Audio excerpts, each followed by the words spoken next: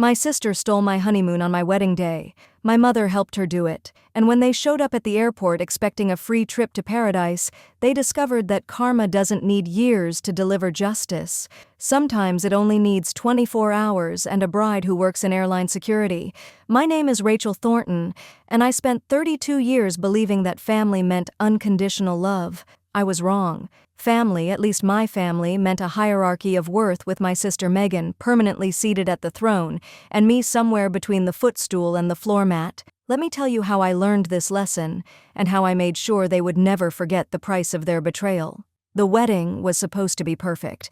22 months of planning, $14,000 in savings, and countless sleepless nights had gone into creating this day. The venue was Rosewood Manor, a restored Victorian estate that my fiancé Marcus and I had fallen in love with during a weekend drive 3 years ago. We'd put down a deposit before we were even engaged, just in case. That's how much we wanted it. Marcus Chen was the kind of man my mother had spent my entire childhood telling me I didn't deserve.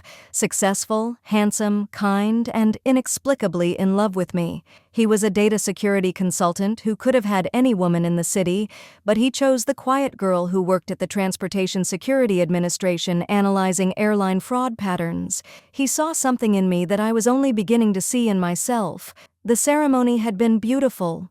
200 guests in the garden, white hydrangeas cascading from every archway, a string quartet playing the song that was playing in the coffee shop where Marcus first asked for my number. When I walked down the aisle and saw him crying, I knew this was the happiest moment of my life. I should have known Megan would find a way to ruin it. She appeared at the reception just as my maid of honor, Christina, was beginning her toast. Christina had been my best friend since we were assigned as lab partners in college biology, and she'd prepared something beautiful. I'd heard her practicing that morning, her voice catching when she described the first time I'd told her about Marcus. But Megan didn't care about that. Megan never cared about anything that wasn't about Megan. She walked right up to the head table, her emerald green bridesmaid dress swishing against the polished floor. I'd specifically chosen that color because she'd complained that pastels made her look washed out.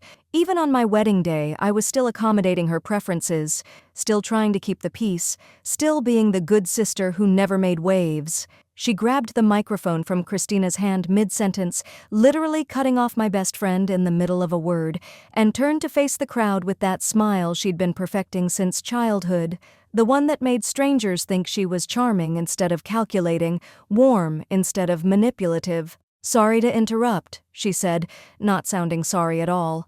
"But I have some exciting news of my own that just can't wait." The room went silent. Marcus reached for my hand under the table, his grip tight with concern. He knew my family. He'd witnessed 3 years of their treatment of me. He knew something terrible was about to happen.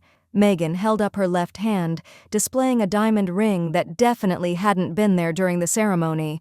I would have noticed. I always noticed everything about Megan, because noticing was the only way to survive her.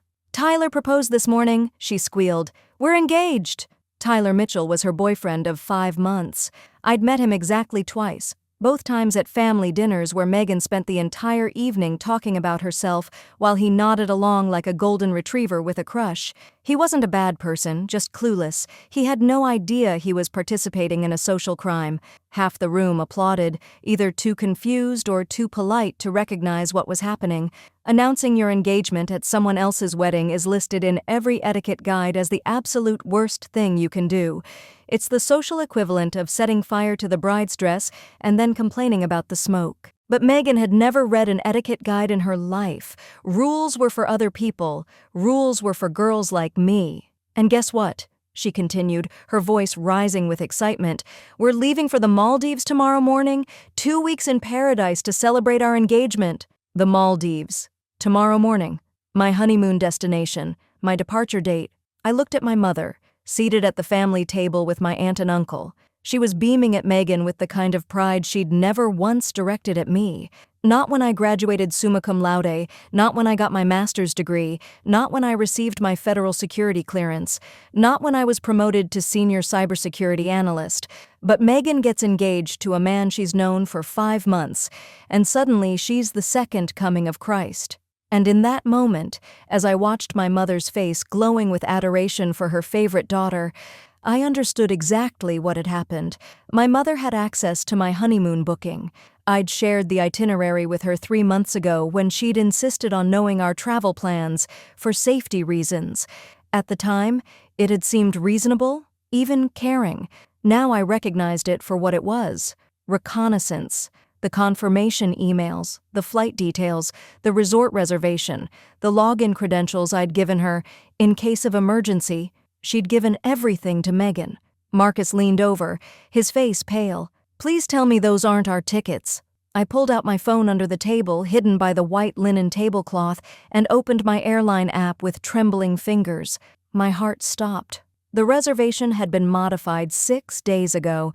The passenger names on the tickets, originally Rachel Thornton and Marcus Chen, had been changed to Megan Thornton and Tyler Mitchell. My mother had used my login credentials to steal my honeymoon and give it to my sister. On my wedding day, here's what my family didn't know about me. I work for the Transportation Security Administration, not as a screener at airport checkpoints, not as a supervisor counting bags, as a Senior Cybersecurity Analyst specializing in airline fraud prevention, identity theft detection, and federal transportation security protocols. What my mother had done wasn't just cruel, inconsiderate, and morally reprehensible, it was a federal crime.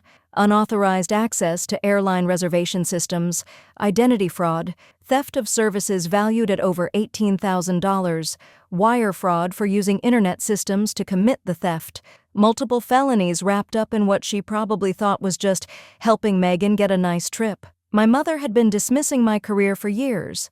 "Rachel works for the government," she'd tell people vaguely, while spending 20 minutes describing Megan's Instagram influencer business with its pathetic 12,000 followers. She had no idea what I actually did. She'd never asked. She'd never cared. She didn't know that I had direct communication channels with every major airline's fraud department. She didn't know that I had professional contacts at the FBI's cybercrime unit. She didn't know that my signature appeared on federal security protocols used by airports across the country. She thought I was just a paper pusher with a fancy title. She was about to learn otherwise.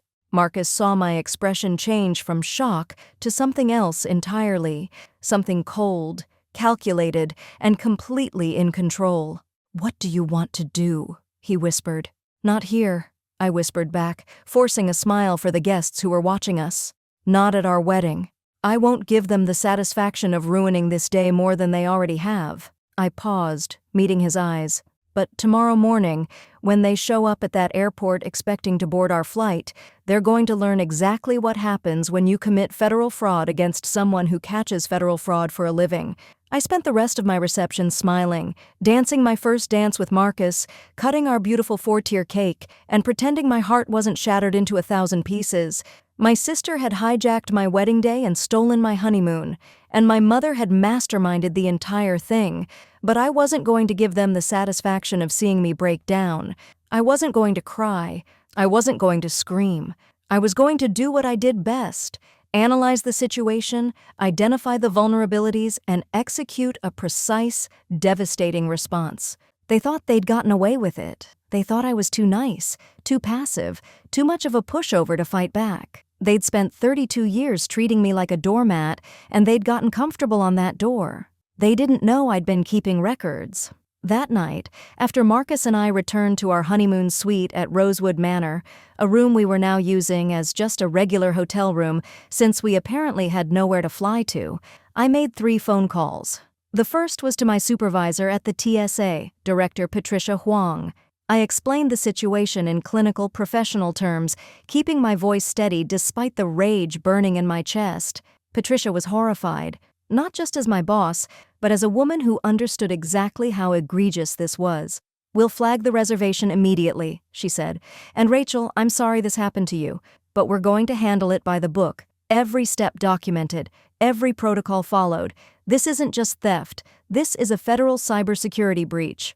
The second call was to the airline's fraud department, where I had professional contacts from years of interagency cooperation.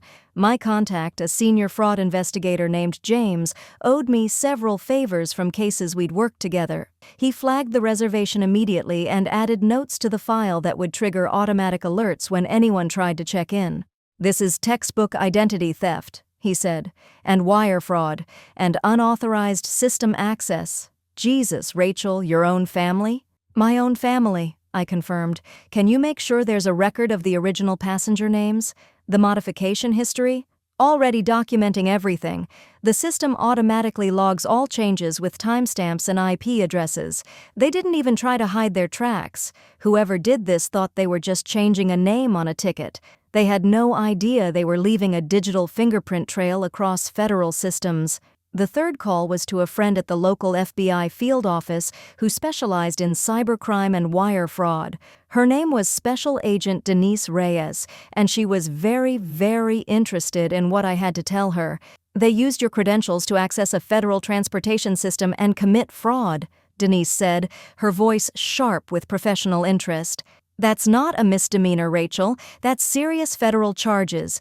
Are you sure you want to pursue this? It's your family. My family stole from me on my wedding day. They humiliated me in front of everyone I know. They committed multiple felonies and thought they'd get away with it because they've always gotten away with everything when it comes to Megan. I took a breath. I'm done being the family doormat. I'm done being the responsible one who just accepts whatever they do. I want this handled by the book. Every statute, every charge, every consequence. Then we'll handle it by the book, Denise replied. I'll have agents at the airport tomorrow morning. Your sister and her boyfriend are going to have a very different vacation than they expected. Marcus kissed my forehead when I finally put down my phone. You okay? Not yet, I admitted. But I will be. Tomorrow they're going to learn that actions have consequences, and we're going to have the best honeymoon story anyone's ever heard. The next morning, Megan and Tyler arrived at the international terminal at 5:30 a.m., Instagram ready in their matching linen travel outfits. Megan had already posted 3 stories about their surprise engagement trip with the hashtags Bailey or Bust and Paradise Awaits. She was probably already composing the sunset photos she'd take, the jealousy she'd inspire, the engagement content she'd mine for months. My mother had driven them, probably planning to send them off with tearful waves and promises to FaceTime from paradise. She was probably already composing the Facebook post about her daughter's romantic getaway. I know all of this because I was watching from the TSA Operations Center, where I'd been granted special access to observe the situation unfold in real time via security cameras. They approached the check-in counter with their designer luggage, Louis Vuitton for Megan, obviously purchased on credit she couldn't afford, and a reasonable carry-on for Tyler. All smiles and excitement. Megan handed over their IDs and the confirmation number she'd screenshotted from my account. The airline agent typed for a moment, frowned, typed again. Her expression shifted from professional pleasantness to confusion to something much more serious. She picked up her phone and made a quiet call. I'm sorry, ma'am, there's a hold on this reservation. I need to call my supervisor. A hold? What kind of hold? Megan's voice carried across the terminal, sharp with indignation. We have a flight to catch. We're celebrating our engagement. We have to be in the Maldives by tonight. What happened next unfolded like a beautifully choreographed ballet of bureaucratic justice. 2 TSA officers approached the counter from one direction, then 2 more from the opposite side, then a supervisor in a suit, his face carefully neutral, and finally, the main event. 2 FBI agents who had been waiting near the departure gates, walking with purpose toward my sister. Megan Thornton? Tyler Mitchell? Agent Reyes stepped forward, badge visible, voice calm and professional. You're being detained for questioning regarding suspected airline fraud, identity theft, wire fraud, and unauthorized access to federal transportation systems. Megan's face went white. What? No, there's been a mistake. My mother booked this trip for us. It's a gift. It's a wedding present for our engagement. Using stolen credentials from your sister's account, Agent Reyes finished calmly. We're aware. Your mother is being picked up at her home as we speak. The entire terminal had stopped to watch, passengers with phones out, recording everything, airport security creating a perimeter. My sister, the golden child, the favorite, the one who could do no wrong, being escorted away while her 5-month boyfriend stood frozen in absolute shock, clearly having no idea what he'd gotten himself into. My mother was already in custody by the time Megan reached the FBI field office. They'd picked her up at home, still in her bathrobe, still clutching her phone with Megan's Maldives stories pulled up on the screen. Tyler was released after 4 hours of questioning. He genuinely hadn't known the tickets were stolen, and his shock during the arrest was apparently convincing enough that the agents believed him. He was just a clueless guy who thought his girlfriend's family was generous. He had no idea he was dating a criminal. But Megan and my mother spent 18 hours in federal custody before being released on their own recognizance, pending formal charges. The video of their airport detention went viral by noon. Someone had captured the entire thing, from Megan's indignant, "We have a flight to catch," to the moment her arms were pulled behind her back for the handcuffs. By evening, it was on 4 national news programs. "Bride's sister and mother arrested for stealing honeymoon," read the headline on CNN. "Wedding day betrayal ends in federal charges," announced MSNBC. "Influencer arrested at airport after stealing sister's honeymoon tickets," blazed across social media, complete with Megan's tearful mugshot. My phone exploded with messages throughout the day. Family members who'd witnessed Megan's announcement at the wedding were putting the pieces together. Friends were sending screenshots of the news coverage with messages ranging from, "Oh my God," to, "This is the greatest thing I've ever seen." My father, who had divorced my mother 8 years ago after finally seeing through her favoritism, called to say he'd never been prouder of me in his entire life. "Your grandmother would be cheering from heaven right now," he said, laughing so hard he could barely speak. "She always said Megan would get what was coming to her someday. I just didn't expect it to come with handcuffs and a viral video." The airline, mortified by the security breach and the negative publicity, reached out with profuse apologies. They refunded my original tickets completely and upgraded Marcus and me to first-class seats on a flight departing that same afternoon. They also gave us complimentary access to their premium international lounge, a $10,000 travel credit, and a personal apology from the airline's vice president of customer relations. We left for the Maldives as originally planned. We just left with better seats, free champagne, and the best honeymoon story anyone had ever heard. My mother called 23 times while I was in the air. I didn't answer a single one. Megan sent 47 text messages ranging from tearful apologies to furious accusations that I had ruined her life. I muted her notifications and watched the clouds pass beneath us. For 2 glorious weeks, Marcus and I enjoyed the honeymoon we'd planned. We watched sunsets over crystal-clear waters, explored vibrant coral reefs, took cooking classes with local chefs, and spent long afternoons reading in overwater bungalows. We didn't think about my family at all. It was perfect. When we returned home, I found a letter from my mother waiting in a stack of forwarded mail. The handwriting was shaky, the paper tear-stained. "How could you do this to your own family? Megan might have a felony record now. My reputation is destroyed. The neighbors won't even look at me. All because you couldn't share a simple trip with your sister? You've always been jealous of Megan, and this proves it. You've always resented how close we are. Don't contact us again. You're not welcome in this family anymore." I read it twice, then showed it to Marcus. "She still thinks she's the victim," he observed, shaking his head in disbelief. "She always will. That's who she is." I wrote back a single line. "You committed federal crimes against a federal employee. I enforce the law. If you can't tell the difference between those two things, then you're right. We shouldn't be in contact." 4 months later, Megan accepted a plea deal to avoid trial. 2 years probation, 300 hours of community service, and a permanent mark on her criminal record that would follow her for the rest of her life. Any background check, any job application, any attempt to rent an apartment would show that felony conviction. My mother received similar terms. The judge noted in his ruling that their complete lack of remorse was troubling, and that only their first-time offender status had prevented actual jail time. Neither has spoken to me since. I consider that part of my wedding gift to myself. I'm told Megan's engagement to Tyler lasted exactly 9 days after the airport incident. Turns out he didn't want to marry someone with a federal fraud conviction pending. His family had concerns. Shocking, I know.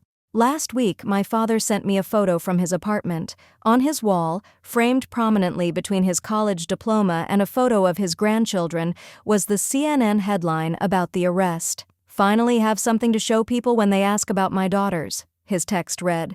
"One's a federal agent who catches criminals. The other one is a criminal. Makes for excellent dinner party conversation." I laughed so hard I cried. My sister announced her engagement at my wedding. She tried to steal my honeymoon with my mother's help. She ended up on the evening news in handcuffs. And I ended up in first class to the Maldives with the love of my life. Some people learn that actions have consequences. My sister learned it on national television. And that's the best wedding gift I ever received. But the story doesn't end there. Because the thing about karma is, once it starts rolling, it doesn't stop easily. 6 months after the arrest, Megan lost her job. She'd been working as a social media coordinator for a local boutique, which mostly meant posting photos of handbags and trying to convince herself she was an influencer. When the boutique owner saw the news coverage and did a background check, Megan was gone by the end of the week. She couldn't get another job. Every application, every interview, every opportunity ended the same way. "We're sorry, but we've decided to go with another candidate." Translation: we Googled you and found the viral video of your arrest. Her Instagram following, which she'd been so proud of, started hemorrhaging followers. Turns out people don't want to follow someone famous for stealing her sister's honeymoon. The comments were brutal. "Aren't you that girl who got arrested at the airport? Imagine being that entitled. Your sister is a legend." She had to move back in with my mother because she couldn't afford rent. The apartment she'd been living in required a background check for renewal, and surprise, her conviction showed up. 2 women who had spent their entire lives looking down on me were now living together in a too-small house, unemployed, ostracized by their community, and unable to escape each other's company. Meanwhile, my life was flourishing. 3 months after the honeymoon, I was promoted to Director of Cybersecurity Analysis at the TSA. My supervisor, Patricia, recommended me personally, citing my exceptional judgment and ability to handle sensitive situations with professionalism. Marcus and I bought a house in a quiet neighborhood with excellent schools. We're talking about starting a family. He tells me every day that I'm the strongest person he's ever met. My father comes over for dinner every Sunday. We've become closer than we ever were during my childhood, bonded by our mutual escape from my mother's toxic orbit. And the best part? The absolute cherry on top of this Justice Sunday? Last month, I received a formal invitation to speak at the National Transportation Security Conference about fraud prevention and cybersecurity protocols. The topic they wanted me to address was real-world case studies in identity theft detection. They specifically asked me to discuss a recent high-profile case that demonstrated the effectiveness of our interagency cooperation. They wanted me to talk about my sister's arrest in front of 500 security professionals, broadcast live on C-SPAN. I accepted, of course. The presentation was magnificent. I walked through the case step by step, carefully anonymizing the details as required by federal privacy guidelines, but everyone in that room knew exactly which case I was discussing. The wedding day fraud had become legendary in security circles. When I finished, I received a standing ovation. Afterward, a reporter approached me for a comment. "Ms. Thornton, there's been speculation that the perpetrators in this case were related to you. Can you confirm or deny?" I smiled, the same calm smile I'd perfected during my childhood of living with Megan and my mother. "I can confirm that this case demonstrated exactly why we take cybersecurity breaches seriously," I said. "No one is above the law, not even family." The quote made 3 different news networks that evening. My mother saw it. Megan saw it. The entire world saw me, standing tall in my professional suit, being celebrated for catching criminals, while my sister sat at home with her ankle monitor and her destroyed reputation. Justice isn't always dramatic. Sometimes it's slow, systematic, and absolutely devastating. Sometimes it's not about revenge at all. It's about consequences. It's about refusing to be a victim. It's about standing up and saying, "Not anymore." My sister thought she could steal from me and face no consequences because she'd been doing it her entire life. She stole my toys as a child and my mother made me share. She stole my graduation party by announcing her college acceptance. She stole my mother's attention, my father's weekends, my self-esteem, my sense of worth. She thought she could steal my honeymoon too. She was wrong. Some people never learn that actions have consequences. They glide through life on charm and manipulation, leaving destruction in their wake, never facing the repercussions they deserve. But eventually, they push too far. They steal from the wrong person. They mess with someone who knows exactly how to use the system against them. My sister stole my honeymoon, and I gave her a criminal record, a destroyed career, and a viral video that will follow her for the rest of her life. My mother helped her do it, and I gave her the same. Some people say, revenge is a dish best served cold. I disagree. Revenge is a dish best served through proper legal channels, with full documentation, interagency cooperation, and a standing ovation at the end. I didn't break any laws. I didn't do anything unethical. I simply reported a crime and let the system do its job. The same system my family had spent 32 years dismissing as just a government job. They know better now, and every time I see my reflection, every time I walk into my beautiful office, every time I kiss my wonderful husband, I remember, the best revenge is living well. But the second best revenge? Watching the people who hurt you face the exact consequences they deserve, documented in high definition and remembered forever. My sister stole my honeymoon on my wedding day, and karma delivered its invoice the very next morning. Some debts collect themselves. This one collected interest.